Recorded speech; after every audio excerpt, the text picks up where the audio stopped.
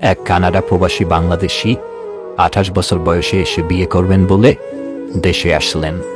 বাবা মা হোলস্টুল হয়ে মেয়ে হচ্ছে, মেয়ে হতে হবে বাঙালি, লম্বায় 5 ফুট 3 ইঞ্চি থেকে 5 ইঞ্চি, এর কম না বেশিও না, রং ফর্সা কিংবা উজ্জ্বল শ্যামলা, উচ্চ বংশ, পড়ালেখা অনার্স পাস, 16 আনা চাই পরিবারের, 3 মাসের বাংলাদেশে ভ্রমণ, 1 মাসের মাথায় মেয়ে ঠিকঠাক।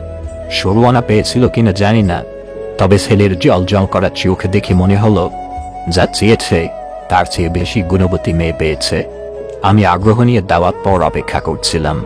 দাওয়াতের উদ্দেশ্য মুরগির রোস্ট চিবানোর জন্য না, 16 আনা পারফেক্ট মেয়েটাকে দেখার কথা অনেক এগিয়েছে শুনেছিলাম।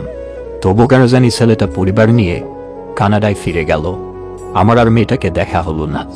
নিশ্চয়ই কানাডায় বড় হওয়া ছেলেটা মেম সাহেব নিয়ে জীবন কাটানোর চিন্তা করেছে। 3 মাস পর ছেলের বাবা ফিরে এলো গ্রামের বাড়ি।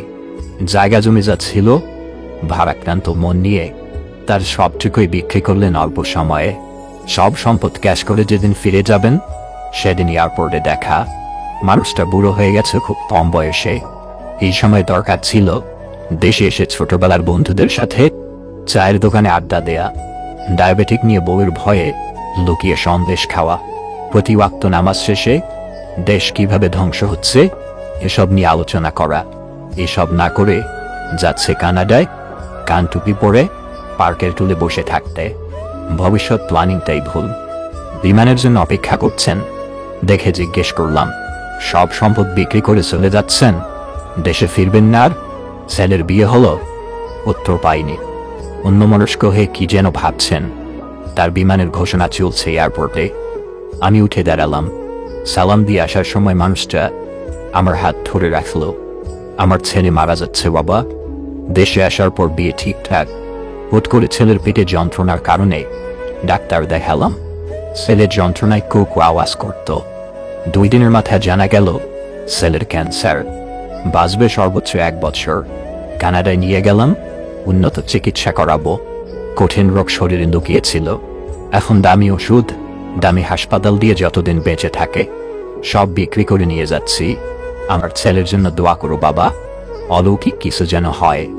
মানুষটার বিমান ছেড়ে দিবে, লম্বা পা ফেলে চলে যাচ্ছেন। চোখে পানি নেই, হয়তো সব পানি শুকিয়ে গেছে। আমি স্তব্ধ হয়ে দাঁড়িয়েছিলাম, কিছুই বলার ছিল না। ছেলেটা 1 মাসের মধ্যে মারা গেল। অলৌকিক কিছু বাঁচাতে আসেনি। আমি যেদিন তার মৃত্যুর খবর শুনেছি সে রাতে অফিস থেকে ফিরে তার ফেসবুক দেখলাম। মৃত্যুর 2 দিন আগে তার শেষ স্ট্যাটাস ছিল 2 লাইনের একটা 100 কোটি টাকার দামি বাক্য। বাক্যটি হচ্ছে, যদি তোমার একটা সুস্থ শরীর থাকে তবে সৃষ্টিকর্তার কাছে আর কোনো বিষয়ে অভিযোগ করো না। রূপ ছাড়া নারী যেমন মূল্য পায় কম, টাকা ছাড়া পুরুষও এ সমাজে অধম। লোভ টাকা কি দারুণ একটা যোগফল। ভদ্র ব্যবহারে লোকে ভাবে দুর্বল, অবশেষে সবাই তো মেনে নেয় হার। খোঁজে শুধু ভালো কর্ম, ভালো ব্যবহার। শিক্ষা আমরা তখনই পাই যখন খাই ধোঁকা। শিক্ষা পেয়েও যে আবার ঠকে সে বড়ই বোকা। মানুষের মন হলো কবরস্থানের মতো, ভিতরে কি চলছে কেউই জানে না। সময়কে কেউ দেখতে পায় না, কিন্তু সময় অনেক কিছু দেখিয়ে দেয়।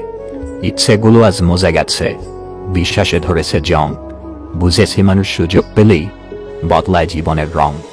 আপনি সেই লড়াইয়ে কখনোই জিততে পারবেন না যেখানে শত্রু আপনার আপনজন।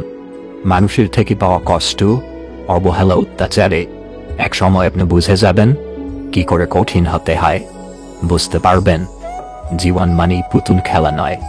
একটা হসুর যেমন সাবধানে পথ চলতে শেখায়, তেমনি একটি ভুল মানুষকে সংশোধন করতে শেখায়। ভালোবাসার মানুষ যতই দূরে থাকুক না কেন কখনো মনেই হবে না যে সে দূরে আছে, যদি সে অনুভবে মিশে থাকে।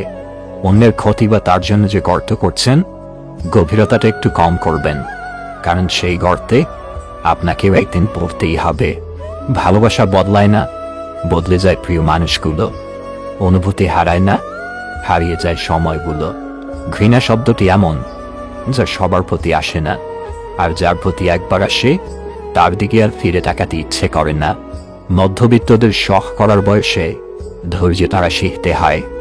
সময় তো চলে যায় নদীর স্রোতের মতো, শুধু রয়ে যায় কিছু মুহূর্ত।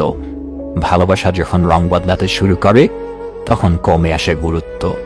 পৃথিবীতে প্রত্যেকটি মানুষের হৃদয়ের ব্যথা আছে, কিন্তু প্রকাশ করার পথ ভিন্ন। কেউ প্রকাশ করে চোখের জলে, কেউ প্রকাশ করে মিষ্টি হাসির আড়ালে। জ্ঞানী যদি মূর্খের মোকাবেলায় পড়ে তবে তার কাছ থেকে সম্মান আশা করা ঠিক না। আর কোনো মূর্খ যদি জ্ঞানী লোকের মোকাবেলায় জিতে যায় তবে আশ্চর্যের কিছু নেই, কারণ পাথরের আঘাতে মতির বিনাশ সহজেই হয়ে থাকে। একজন আহত ব্যক্তি তার যন্ত্রণা যত সহজে ভুলে যায়, একজন অপমানিত ব্যক্তি তত সহজে অপমান ভোলে না। অহংকার নামক বৃক্ষে বিনাশ নামক ফল ধরে। মনে অভিমান পুষে রাখা যে কি নিদারুণ কষ্টের, তা একমাত্র অভিমানকারী ভালো অনুধাবন করতে পারে, যদি না তার অভিমান কেউ ভাঙানোর চেষ্টা করে। যারা সত্যিকারের আপনজন হয় তাদের ধরে রাখার জন্য তাদের পিছনে 24টা ঘন্টা ছুটতে হয় না। টিকে থাকার টিকিয়ে রাখার অহেতুক লড়াইটা কাছের মানুষদের জন্য নয়। আত্মার বন্ধন যেখানে দৃঢ়, সেখানে সময়ের সাথে সাথে ভালোবাসা আরো গভীর হয়। সময় খুব দ্রুত চলে যায়, এর সৎ ব্যবহার যারা করতে পারে তারাই সফল ও সার্থক বলে পরিচিত হয়। আপনার জীবনের প্রতিটি মুহূর্তই আপনার ভবিষ্যৎকে রূপদানে কাজ করে। সুতরাং জীবনের প্রতিটি মুহূর্তকেই সঠিকভাবে কাজে লাগানোর চেষ্টা করুন। মানুষ লাঠির আঘাত সইতে পারে, কিন্তু কথার আঘাত সইতে পারে না। আসলে আমরা সবাই একা। মানুষের সঙ্গে মানুষের মিলন হয় বাইরের প্রয়োজনে, বন্ধুত্বের প্রয়োজনে, সৃষ্টির প্রয়োজনে, স্বার্থের প্রয়োজনে। সবার সাথে রাগ করা উচিত নয়। এমন কিছু লোক আছে যারা রাগের মূল্য দিতে জানে না। তারা জানে না রাগের ভিতরে অনুরাগও থাকে। তাদের উপর রাগ করা মানে নিজের মর্যাদা ক্ষুণ্ণ করা। দোষ খোঁজাটাও দোষের কিছু নয়, তবে যদি সেটা নিজের হয়। 750 কোটি মানুষের এই পৃথিবীতে প্রতিটি মানুষই ব্যক্তিগতভাবে কোনো না কোনো কারণে অসুখী।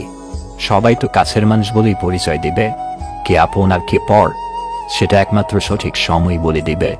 মানুষের প্রিয় হতে যতটা সময় লাগে তার চেয়েও অল্প সময়ে অপরিচিত হওয়া যায়। সে মানুষটি অপ্রিয় হয়ে গেলেও তার ফেলে যাওয়া স্মৃতি ভোলা যায় না। যে বারবার ছেড়ে যাবার কথা বললেও কোনো কিছুতেই তোমাকে ছেড়ে চলে যায় না, বারবার তোমার কাছেই ফিরে আসে, সে আসলে সত্যিই তোমাকে ভালোবাসে। আমি বাঁধতে পারিনি হৃদয় মাঝে, ভাসাতে পারিনি নয়নে। আমি বলতে পারিনি কত না বলা কথা, নিতে পারিনি চয়নে। তুমি একবার নিচে পড়ে গিয়ে দেখো, কেউ আসবে না তোমাকে ওঠাতে। কিন্তু তুমি একটুখানি উড়ে দেখো, তখন ঠিক আসবে তোমাকে নিচে নামাতে। 3 জন ব্যক্তির কাছে কখনো গোপন কথা বলবেন না। নাম্বার 1, মানসিকভাবে বিকারগ্রস্ত ব্যক্তি, যদি সে নিজের স্ত্রীও হয়। নাম্বার 2, মিথ্যাবাদীকে। নাম্বার 3, নাবালক কোনো ছেলে অথবা মেয়েকে। অবহেলা করলে লোহায় মরিচা ধরে। আর আমি তো ছিলাম মানুষ মাত্র। নিয়তি এমন একটা জিনিস, 1 মিনিট আগে আপনি হাসবেন, আবার 1 মিনিট পর আপনাকে কাঁদতেও হতে পারে। একটা মানুষের খারাপ সময় বেশি দিন থাকে না। খারাপ সময় পেরিয়ে ভালো সময় আসবেই। ওই সময়টাতে কে কি করলো তাই বেশি মনে থাকে। কিছু স্থানে কোনো প্রতিযোগিতা চলে না, অন্যের বিজয়ে নিজের সুখ নিহিত থাকে। গুরুত্বটা তারই প্রাপ্য যে গুরুত্বের মর্যাদা রাখতে জানে, তার নয় যে গুরুত্ব পেয়ে নিজেকে দামের হাতায় টানে। কেউ ভুল বুঝলেও এখন আর কথা বাড়াতে ইচ্ছে করে না। যে যা বোঝার বুঝে বসে থাকুক। স্ত্রীর যে 5টি কাজে স্বামীর ভালোবাসা কমে যায়। নাম্বার 1, স্বামীর মুখে মুখে তর্ক করলে। নাম্বার 2, স্বামীর কথার উল্টো বোঝা বা বেশি বুঝলে। নাম্বার 3, স্বামীর পছন্দের মূল্যায়ন না করলে। নাম্বার 4, স্বামীর মতের বিরুদ্ধে কাজ করলে। এবং নাম্বার 5, স্বামীর উপর সন্দেহ পোষণ করলে। লেবুর 1 ফোঁটা রস যেমন 1000 লিটার দুধ নষ্ট করে দেয়, তেমনি মানুষের অহংকার হাজারো ভালো কাজগুলোকে নষ্ট করে দেয়। ওরা কখনো খারাপ থাকে না, খারাপ থাকার অভিনয় করে মাত্র। অন্যের সহানুভূতি অর্জনের জন্য খারাপ থাকার গল্প শুনিয়ে নিজে ভালো থাকার জন্য আয়োজন করে কেড়ে নেয় অন্যের ভালো থাকা। অনেকে দেখেছি যারা অন্যকে ভালো রাখতে গিয়ে নিজের ভালো থাকাকে বিসর্জন দিয়েছে। দিন শেষে তাদেরকেই অপরাধীর কাঠগড়ায় দাঁড়াতে হয়েছে। যারা প্রত্যেক বস্তুরই দাম জানেন কিন্তু কোনো বস্তুরই প্রকৃত মূল্য জানেন না, তারাই সমালোচক। মাঝে মাঝে নিজেকে আড়াল করে মানুষগুলোকে টের পাইয়ে দিতে হয়। বুকের কতটা গভীর কষ্ট জমে গেলে মানুষ দূরে চলে যায়। মানুষ সবচেয়ে বড় ভুল তখনই করে যখন সে কারো প্রতি অসম্ভবভাবে দুর্বল হয়ে পড়ে। এখন রাগ করা ছেড়ে দিয়েছি, শুধু কেউ যদি আঘাত করে জীবন থেকে তার গুরুত্ব কমিয়ে দেই।